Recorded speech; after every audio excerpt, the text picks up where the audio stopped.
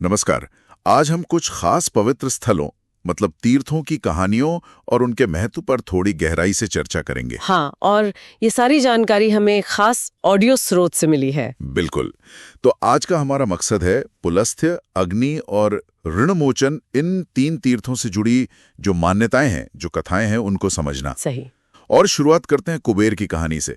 धन के देवता जो कभी लंका के राजा हुआ करते थे। हाँ, लेकिन कहानी में एक दिलचस्प मोड़ है। हाँ, वो मोड़ तब आता है जब उनके सौतेले भाई रावण ने युद्ध में उनसे न सिर्फ लंका छीन ली, बल्कि वो मशहूर पुष्पक विमान भी हथिया लिया। हाँ, वही पुष्पक विमान। तो अब बेघर होकर कुबेर कहाँ जाएं? वो पहुंचे अपने पितामह पुलस्त्य ऋषि के पास मदद के लिए। और देखिए, यहाँ पुलस्त्य ऋषि की सलाह बहुत महत्वपूर्ण है। उन्होंने कहा कि गौतमी गंगा के किनारे जाओ और भगवान शिव की आराधना करो। और वजह बड़ी खास थी। हाँ, वजह ये थी कि उस जगह पर रावण प्रवेश नहीं कर सकता था।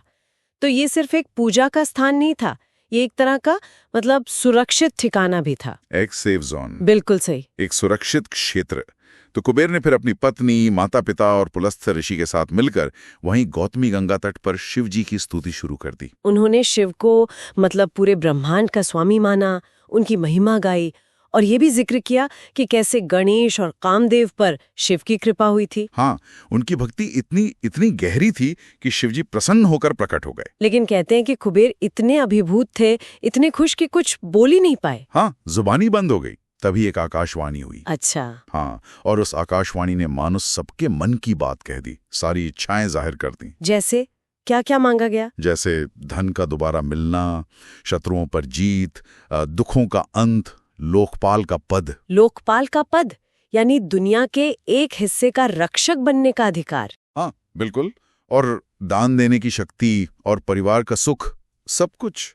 और शिवजी ने सिर्फ कहा तथास्तु, मतलब ऐसा ही हो। वाह, कितना शक्तिशाली क्षण रहा होगा वो। बिल्कुल। और इसी घटना के बाद उस जगह के 3 नाम पड़ गए।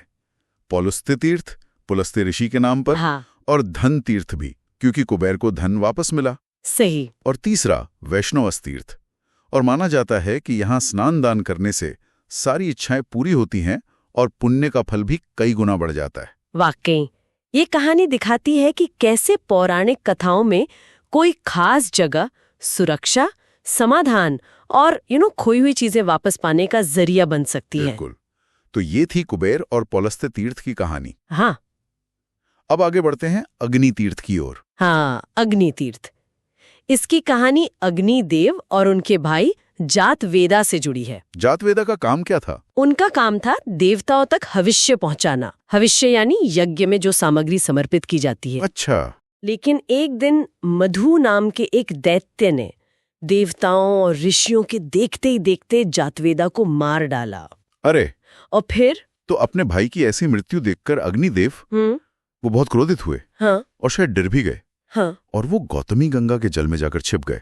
अग्निदेव छिप गए तो फिर तो सृष्टि का संतुलन बिगड़ गया होगा। हाँ, बिल्कुल। यज्ञ रुक गए क्योंकि अग्नि ही नहीं थी। जीवन जैसे ठहर सा गया। तब क्या हुआ? तब सारे देवता और ऋषि उस जगह पहुंचे जहां अग्निदेव जल में समाये थे।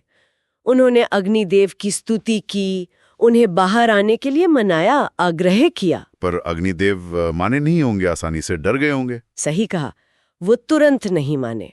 उन्हें शायद डर था कि कहीं उनका हश्र भी जातवेदा जैसा ना हो जाए। ये देखिए, देवताओं का थोड़ा मानवीय पहलू भी दिखता है ना? हाँ, बिल्कुल। तो देवताओं को उन्हें मनाने के लिए कुछ वादे करने पड़े होंगे। हाँ, कई वादे करने पड़े। उन्होंने अग्निदेव को लंबी आयु का वचन दिया, काम में उत्साह का, हर जगह मौजूद रहने की शक्ति का। और यज्ञ में भी खास स्थान दिया होगा। हाँ, यज्ञ में प्रमुख स्थान। यहाँ तक कहा कि प्रायज और अनुयाज, जो यज्ञ के शुरू और आखिर की खास आहुतियां होती हैं, उनकी पहली आहुति अग्निदेव को ही मिलेगी। अच्छा। इन आश्वासनों के बाद? इन आश्वासनों से अग्निदेव का डर दूर हुआ और वो जल से बाहर आ गए।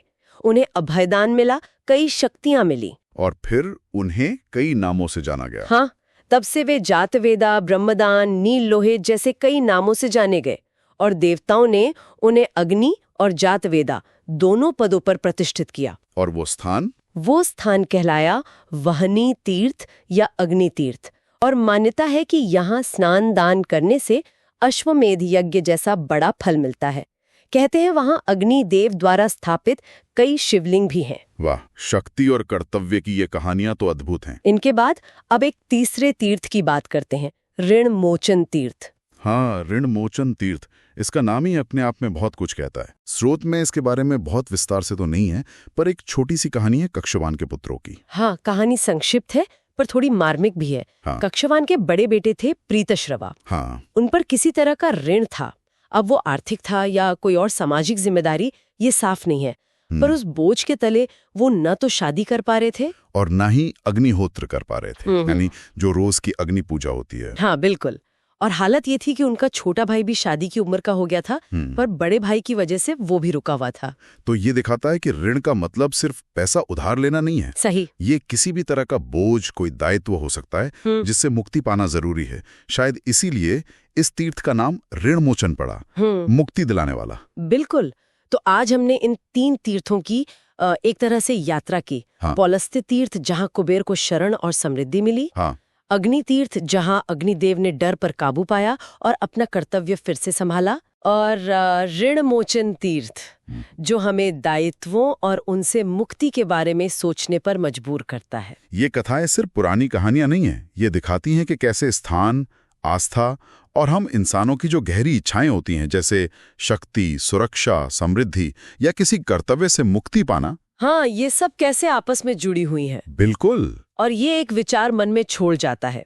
किसी खास जगह में पाप या ऋण से मुक्त होने की शक्ति होने का जो विचार है, वो बड़े पैमाने पर जिम्मेदारी की भावना और उससे उभरने की हमारी जो मानवीय जरूरत है, उसके बारे में क्या कहता है। हाँ, ये वाकई सोचने वाली बात है।